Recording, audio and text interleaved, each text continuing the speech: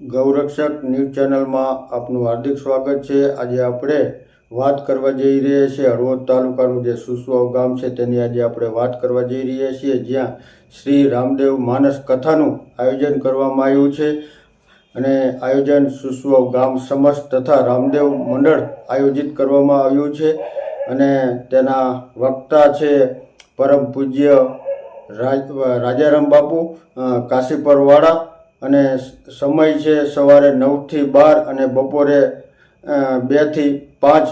અને જે આજે કથાનો બીજો દિવસ છે અને કથામાં આવતા પ્રસંગો શિવ પાર્વતી સ્વાદ, સગુણા વિવાહ, રામદેવ જન્મ ઉત્સવ, લાખા વણજારાનો પ્રસંગ, હરજી ભાઠીનો પ્રસંગ, અજમલ ની કથા અને કૃષ્ણ લીલા અને રામદેવ જન્મ આરતી અને ડાલીબાઈનો પ્રસંગ અને રામદેવજી મહારાજનો વિવાહના આજે 10 પ્રસંગો અંદર કથામાં આવશે।